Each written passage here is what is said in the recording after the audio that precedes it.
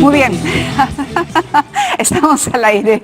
Estábamos hablando aquí, César Gilebran y yo, porque de verdad es un entrevistado muy escurridizo, ustedes comprenderán. Entonces es todo un lujo conseguir que César Gilebran cierre la semana de un humilde programa como este y que nos haga el honor de estar en esta mesa. César, bienvenido. No te queda el plan de víctima, no te cae.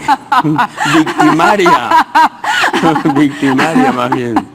Pero a ti sí te cae el de victimario. Bueno, sí, lo he intentado tantos años. Un verdugo trucho, ¿no? Porque sí, en realidad soy más sentimental y soy más compasivo que lo que algunas de mis entrevistas podrían demostrar. ¿Y los años han hecho que cambie un poco en ti eso?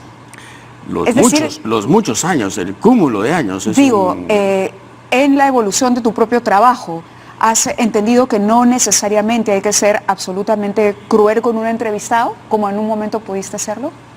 Lo que pasa es que hay entrevistados que merecen la crueldad siempre, ¿no?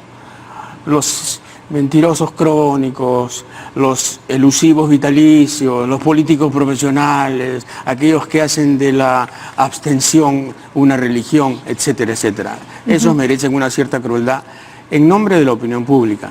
Pero por supuesto que la mayoría de la gente, el hombre, lo que merece es un diálogo civilizado, sí. Estoy de acuerdo. Claro, para que la gente entienda, porque hay mucho de docencia en nuestro trabajo, ¿no? No sé si lo ves igual. De docencia. De docencia. Me asusta la palabra, Mávila. Sí, docente. La palabra puede no ser buena, pero a lo que voy es a que creo que hay temas que no llegan a ser explicados a través de los canales adecuados a la gente. Entonces lo que tienes es una masa que no está, que no siempre tiene al alcance la información que debería tener para poder emitir una opinión o entrar a un debate. Sí. ¿Me explico? Es decir, y también los políticos son un poco responsables de eso. Es decir, el político que sabe que una medida, por ejemplo, económica es necesaria, pero que no es políticamente, que no lo va a favorecer políticamente, va a contribuir a hacerle guerra a alguien que está tomando una decisión importante y va a aprovechar. Sí, lo peor de los políticos es cuando son incondicionales, ¿no? Incondicionales a un jefe, a un líder, a un caudillo, a una idea fija, los que creen que evolucionar es imposible porque hay una suerte de anclaje ahí permanente, Petro, en una obsesión. Y la verdad es que eso sí le hace mucho daño. Y los periodistas creen que el mundo no cambió, ¿no? Y los periodistas estamos para ser los aguafiestas, venir y decir, oiga usted, mire, ¿sabe qué? Nos parece que humildemente que usted debería irse un poco fuera del escenario, ¿no? En donde está para tener un poco de mundo. Tengo la reedición del libro acá, está de verdad muy bonita. Es de Random House, sí, y es la cuarta edición del libro, pero de verdad que es una edición impecable. Yo sí, le agradezco mucho a Random House, especialmente a Jerónimo Pimentel, que ha sido, digamos, el encargado de esto, y a Jorge Coaguila, que ha sido mi editor. Muy bien. Hay dos prólogos. Uno primero que es mucho más, supongo que es por el momento en el que te tocó escribirlo. Ahora comentábamos con el equipo del programa referencia a nuestro trabajo y al rol que cumple el periodista y tu mirada sobre eso en el primero y esta otra mirada mucho más desesperanzadora, aun cuando confiesas que sigues optimista en el segundo. Es decir, hay un salto temporal interesante, hay como mucho más ilusión en agosto de 1981, cuando redactas este prólogo y hablas de tu trabajo, de tu encuentro con Aya de la Torre, de cómo te diste cuenta que también, además de hacer preguntas complicadas a nivel político, había que descubrir seres humanos, por ejemplo, que lo que después dices que ya es bastante duro, ¿no? Dice, no soy un pesimista convencido, quiero creer que en un futuro nada remoto será posible aprovechar el abaratamiento de las tecnologías. Esto me parece interesante porque es casi visionario en 2008. Hoy, 2018, tenemos plataformas que están permitiendo eso, que el periodista sea mucho más autónomo y que se deba más al periodismo que a los intereses empresariales, por ejemplo. Pero sí hay una diferencia. ¿Tú crees eso que me acabas de decir? Yo sí. ¿Sí? ¿Tú crees que ahora la prensa es más libre, más independiente y los periodistas son libertarios, capaces de decir todo lo que quieran a pesar del peso de las corporaciones y del imán de la publicidad? ¿Tú crees eso? Mira, yo creo, y te voy a responder con absoluta franqueza, creo que un mensaje tiene que llegar y para eso tiene que existir una empresa que sea lo suficientemente rentable para que el mensaje se transmita. Sí. Es decir, no vivimos gratis. Ninguno de nosotros, por lo menos, escogimos esta carrera para hacernos millonarios y en eso creo que estamos claros. Pero también creo que la tecnología hoy... ¿Cómo se nota que has hablado con Alonso Segura? Estás hablando... César, Sí, estamos cambiando roles. Sí, pero el periodismo, aparte de ser un negocio, es una misión. Exacto. Y Es creo una que misión. está bien, pero sí creo Y lo que están el buen haciendo en Estados periodismo- Unidos los periodistas es rebelarse, y se están rebelando, y le están diciendo a los patrones y a los dueños, basta, basta, tenemos que volver a nuestros ancestros, a nuestras raíces, nuestro deber es informar, dejen de presionar, dejen de presionar. Los gerentes comerciales se han convertido en gerentes de noticias en muchos sentidos y en muchos lugares. No estoy hablando de nada específico, por favor, no estoy hablando de nada concreto, estoy hablando en general. Hay un peso enorme de la publicidad, tanto así que ahora los periodistas dicen publicidad, parlotean publicidad, chamullan publicidad. ¿Cómo es eso? A ver, cuéntame, ¿cómo es eso? Yo no te cuento porque yo no hago publicidad. Por eso puedo hablar contigo. Por Yo eso no que estoy hago aquí. publicidad. Por eso es que estoy aquí. Mávila. Ajá. Lo que sí creo es que, por ejemplo, hay una especie de subestimación del valor de la credibilidad, que en algún momento, si el empresario, digamos, es medianamente inteligente, puede reconocer que el valor de la credibilidad del periodista representa también una especie de... Eso es un valor, ¿me explico? Es decir, Sí, claro. tener un títere, creo que el público hoy es menos... A ver, no se cree todo. Creo que es mucho más despierto y creo que sabe que finalmente la cámara de televisión no engaña y que transparenta mucho más la intención del que tienes en la pantalla. Mucho más despierto, pero recibe una cantidad tan brutal, masiva de desinformación que su lucidez a veces no alcanza, ¿no? No Bueno, alcanza pero porque en medio de recibe esa- en las redes sociales una cantidad Exacto, enorme exacto. de basura informativa. Y en ese de- punto sí de es... veneno y desdén y desprecio y racismo y homofobia y etcétera. Y entonces, claro, dices, sí, es más lúcido ahora. ¿Más lúcido en qué sentido? Yo no comparto esa opinión. De la lucidez, ¿no? No, Yo creo porque que el la público lucidez no es una tan- construcción cultural al final. Correcto, pero no es no- que no- nazcas pero no lúcido, creo que es que te sea- haces lúcido A con ver. lo que comes intelectualmente. Y si comes redes sociales que están llenas de troles y llenas de mensajes y llenas de fake news, Te vas a indigestar de eso. hombre, vas a hacer lo que comes, exactamente. Vas a hacer una bolsa de desinformación capaz de decir cualquier cosa. Entonces, Pero ahí nos hemos abierto un poco, ¿no? Sí, sí. Es el análisis de las redes sociales. muy bien, jefa, usted diga cómo nos No. centramos en la entrevista. Usted ha sido mi jefe y siempre lo será. No, Mávila, ya.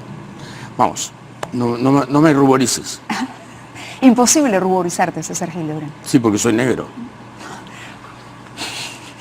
La respuesta perfecta para la pregunta tonta, ¿no? No, la respuesta es marrón para la pregunta blanca. A lo que voy, y quiero ser optimista, ¿me entiendes? Porque en este programa por lo menos tratamos de tocar temas que creemos que son importantes y lo hacemos de verdad con el corazón y con una vocación que de repente la gente, abrumada por toda esta maraña que has descrito muy bien antes, puede perderle la fe a los espacios. Yo no quiero perderle la fe a mi trabajo.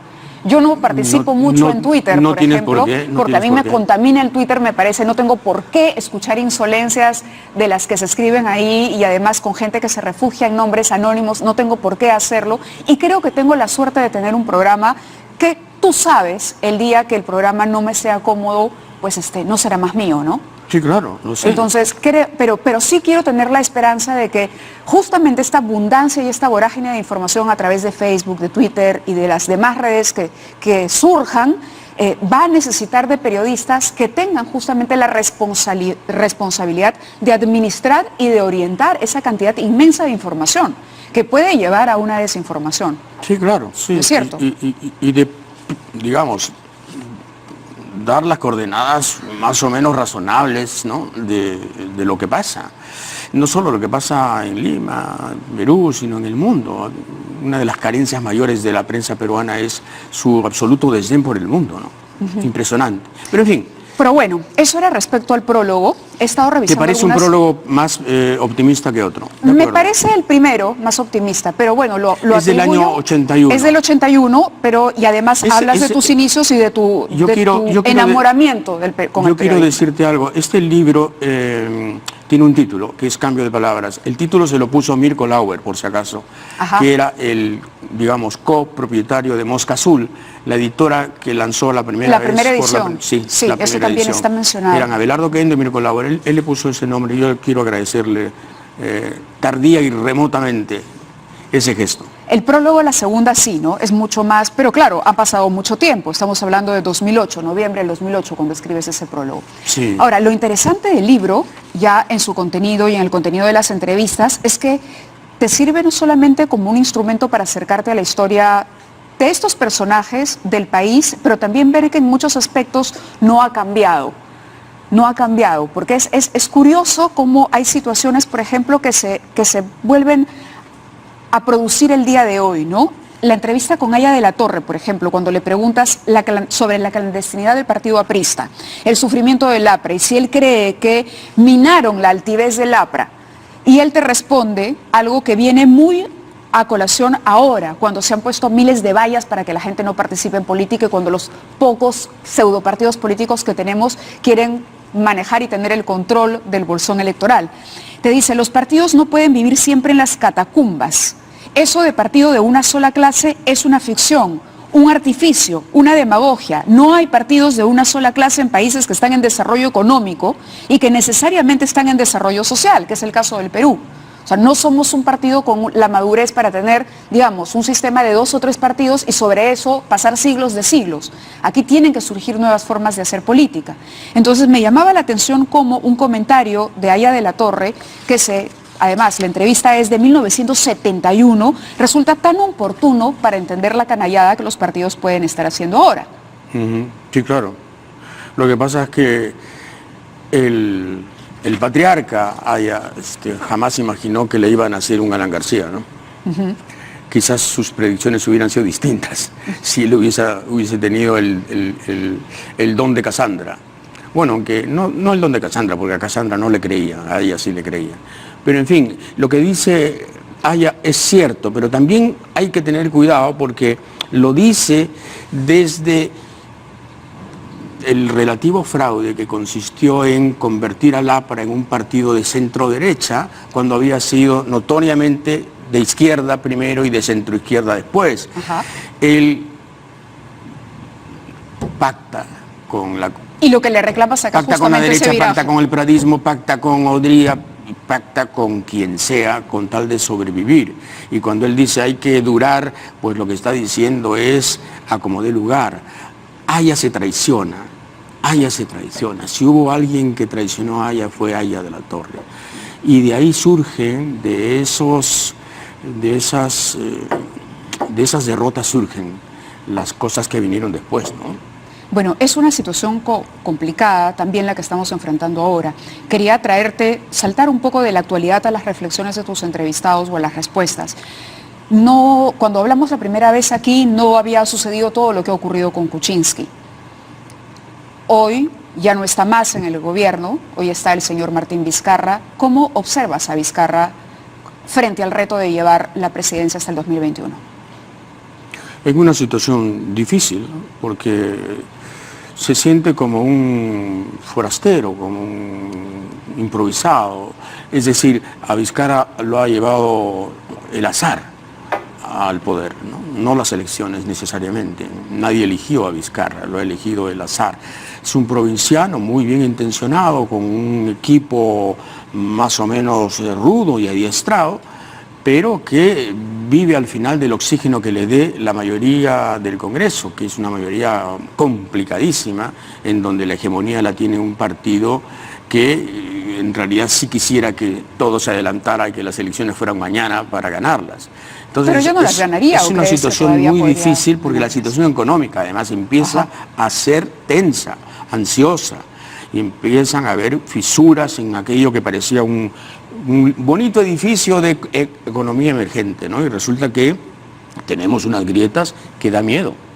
Entonces, le deseo lo mejor y le recomiendo mucha prudencia y un poco de escepticismo en sus alianzas, y ojalá que no se entregue de pico y patas a la mayoría del Congreso ni acate todas sus prepotencias, porque va a terminar como Kuczynski, cuya entrega absoluta al fujimorismo lo único que sirvió fue para que le dieran una sófera patada en el trasero, como diría alguna lingüista amiga mía. Ha desmentido en todos los idiomas él y César Villanueva el tema del pacto, pero sigue rondando la historia de que aquí hubo un pacto, de que aquí hubo conversaciones entre el fujimorismo para garantizarle su permanencia hasta el año 2021, cuando parecía que el objetivo, el empecinamiento del fujimorismo era sacar a Kuczynski como una venganza electoral. ¿Percibes ese pacto? Sí, yo creo que sí lo hubo. Lo van a negar siempre y no tenemos pruebas para demostrar lo contrario, pero si tú me preguntas si sospecho, sí. Sí, los indicios son clarísimos, ¿no? Además, el papel de Villanueva ahora, que es un papel no de puente ni de bisagra, sino de tornillo clavado en el fujimorismo, expresa... ¿Cómo tornillo clavado en el fujimorismo? Quiero decir, está atornillado al fujimorismo, eso quise decir.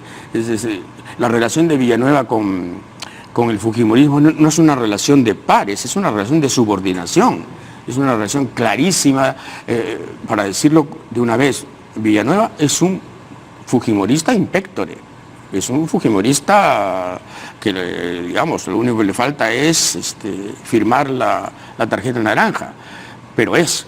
Ahora, ¿es malo? No necesariamente, quizás sea un elemento importante ahora que Vizcarra necesita un operador de esa índole.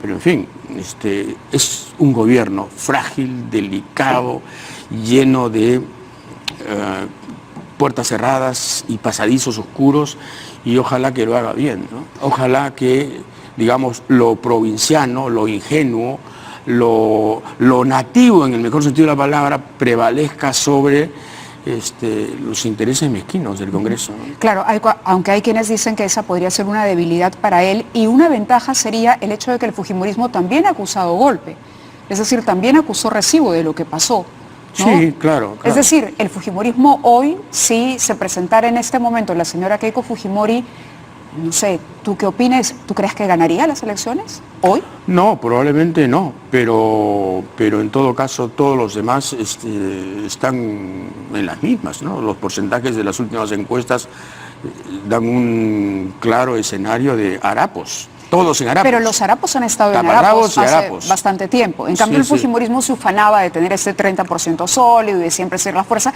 que le garantizaba por lo menos tener esa presencia en el Parlamento desde donde están haciendo lo que están haciendo. Claro, lo que pasa es que las encuestas registran momentos muy fugaces y esto puede cambiar. En todo caso, es una buena noticia que el fujimorismo no sea brutalmente primero en estos momentos, ¿no? Todo lo que pueda restarle autoritarismo a una fuerza que tiene instinto y ADN precisamente de autoritarismo me parece una magnífica noticia. No voy a discutir eso, claro que sí, estoy encantado. Hablamos del indulto, la primera vez que conversamos, y tú decías, Kenji Fujimori tiene que hablar con Kuczynski y Kuczynski tiene que indultar a Fujimori, y así pasó. Sí, lo que pasa es que lo hizo mal, porque en vez de, digamos, tratar el asunto políticamente y como un indulto político, monárquico, presidencial, soberano, regio, para decirlo de un modo clásico, inventó esta cosa del indulto humanitario y entonces tramó un expediente médico que era discutible, un expediente clínico que era deleznable, que fue refutado fácilmente y claro, la farsa se cayó. La farsa se hizo visible y el rostro del oportunismo asomó. Entonces, las cosas le salieron muy mal. O sea, bueno, ¿y las consecuencias? Sí, las consecuencias fueron tremendas. Pero Kuczynski es una persona que nunca se fijó en las formas. Por eso él creía que su relación con Sepúlveda era muy pulcra, porque para él el asunto formal no importaba. Todas sus empresas, los negociados, las oscuridades, a él le parecían normales. Nunca se fijó en el asunto de las formas. Y el diablo está en las formas siempre, ¿no? El demonio siempre aparece. El semanario ha publicado muchísima información sobre los vínculos de Kuczynski, los negocios que tenía con el Estado, la manera como saltaba de un lado al otro del mostrador y cómo se beneficiaba en el camino, ¿no? La situación de Kuczynski ahora es una situación delicada. El tipo está bajo investigación, le ha caído, bueno, está no solamente el tema de los contratos, sino también el asunto del gas. ¿Cuál es tu lectura del personaje, Pedro Pablo Kuczynski? ¿Qué terminó siendo? ¿Cómo pasa la historia? Yo creo que la historia va a ser muy severa con él, ¿no? Es el gobierno más... ¿Se pudo anticipar esto o crees que no? Que fue una sorpresa para todos lo que pasó con Kuczynski. Yo creo que Kuczynski hizo todo para que las cosas salieran como salieron. ¿Merece el destino que tuvo? Sí, lo merece, largamente. Hizo todo mal, casi todo mal. Lo primero que hizo mal fue no reconocer el mandato electoral que tenía, que era muy claro. Señor, no pacte usted con quienes perdieron. No traicione usted a quienes le permitieron el triunfo electoral para evitar la dictadura del fujimorismo. Y fue lo primero que hizo. Lo primero que hizo fue exactamente lo que no debió hacer. Y entonces, claro, con un parto de esa naturaleza lo que se esperaba era una infancia enfermiza y probablemente una muerte precoz. Y eso es lo que ha sucedido con Kuczynski. Kuczynski no existe políticamente hablando. Serán 4 líneas en una enciclopedia del futuro. En un momento allá de la Torre un gobierno también... breve e inútil. Ese es el resumen menos cruel que se puede hacer de Kuczynski. Tuvo un gobierno breve e inútil. Inútil. Justamente ella de la Torre te habla del belaundismo y de la dependencia de muchos partidos o movimientos políticos de este caudillo. Y ahorita asistimos también a un tema, no sé, similar. A mí me ha llamado mucho la atención cómo, a pesar del tiempo transcurrido, la política peruana se repite en muchos de sus ciclos y errores, ¿no? Es decir, belaundismo, fujimorismo, toledismo, ¿no? Humalismo. Sí, claro. Es decir, seguimos y seguimos y seguimos como siempre, cayendo como siempre, Pirolismo, en la ilusión, pradismo, exacto, cacerismo, en la ilusión de que va a haber castillismo. alguien que va a poder sacarnos y no en la construcción de un proyecto país diferente, ¿no? O propuestas mucho más generosas y menos egoístas que quieran simplemente esto de quiero ser presidente, que yo siento es lo que quería Kuczynski. O sea, al final de su carrera él quería poner en su CV finalmente presidente del Perú. Es que cuando no hay ideas, hay caudillos, ¿no? Cuando no hay concepciones de país, cuando no hay programas políticos, cuando no hay horizontes intelectuales compartidos, entonces hay nombres y hay ismos y siempre están asociados a apellidos que al final resultan efímeros, ¿no? Porque pierolismo, a ver, ¿qué quiere decir eso? Pregúntale a un chico qué cosa quiere decir pierolismo. Sin embargo, fue un partido... hombre, importantísimo, durante más de 20 años en el Perú. Y efectivamente, el tiempo en el Perú sigue siendo circular, esto es una frase vieja y 1000 veces dicha, pero fatalmente hay que volver a decirla. El tiempo en el Perú no es lineal, es circular. Y efectivamente, hay un aire de letanía, de repetición, de redundancia, ¿no? Casi el Perú es un país TOC, ¿no? Con el trauma obsesivo compulsivo. Claro, porque por decirlo de algún modo. Hablar de la página 11 y luego hoy hablar de Westfield, por ejemplo, ¿no? Sí. Es decir, nuevamente volvemos a eso. Y hay otra, por ejemplo, Chirino Soto cuando habla de los pesos de los poderes, ¿no? Interesantísimo, porque dice, tú le preguntas, sigue pensando como lo ha sostenido siempre, que el legislativo es el primer poder del Estado, y él te dice astutamente, no solo lo he sostenido, lo he demostrado. Entonces, le repreguntas, ¿se resignaría a que el APRA fuera en 1980 una poderosa oposición parlamentaria, ¿no? En la eventualidad de no ganar? Al fin y al cabo, usted sostiene que el Ejecutivo no es el poder. Y él dice, no he dicho eso. Entonces retrucas, sí lo ha dicho, y lo voy a citar. El presidente es el primer ciudadano de la República, pero no es el poder. El poder ejecutivo es un poder inferior al legislativo en cuanto a su función.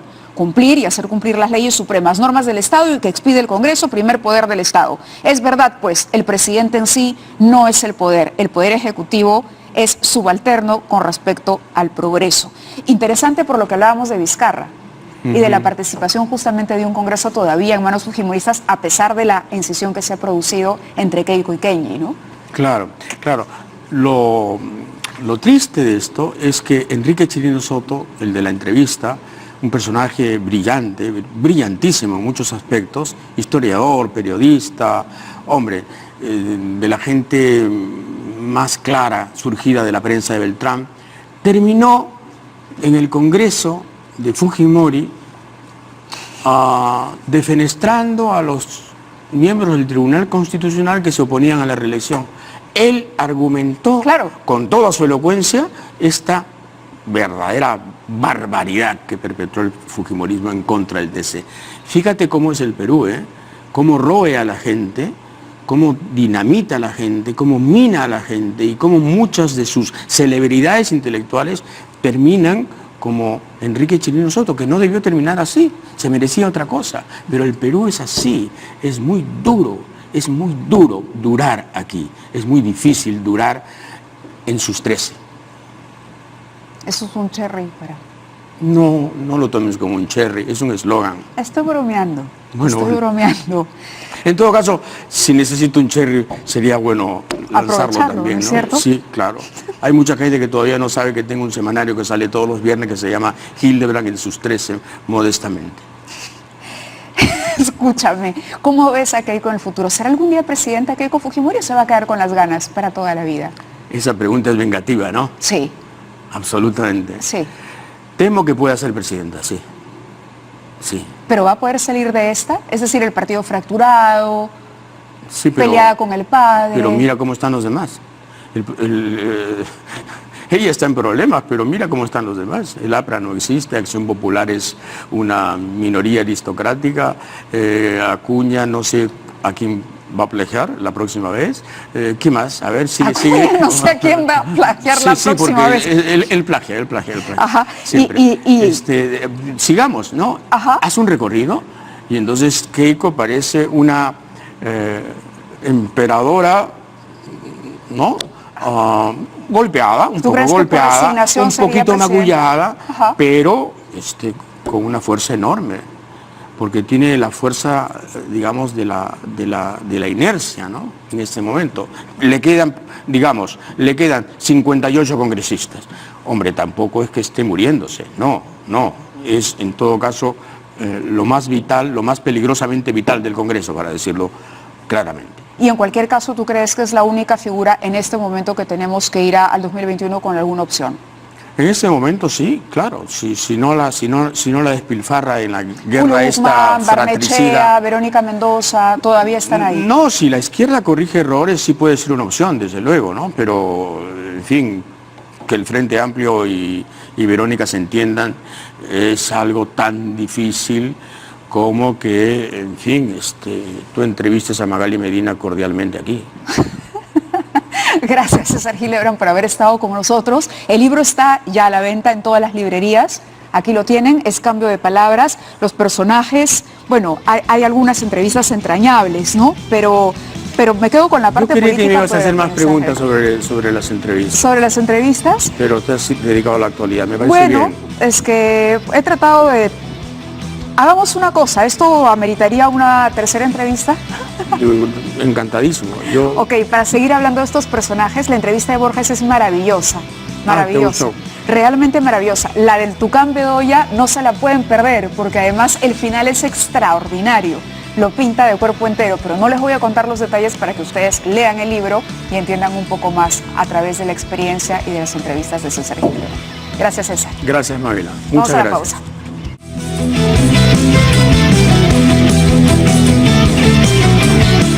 Muy bien, aquí todavía sigue con nosotros César Hildebrand, les decía un placer tenerlo y que ustedes tengan un estupendo fin de semana. Nosotros regresamos el lunes a las 9 en punto con 2018 y no se olviden, el semanario sale todos los viernes, Hildebrand en sus 13. Hasta el lunes, chao.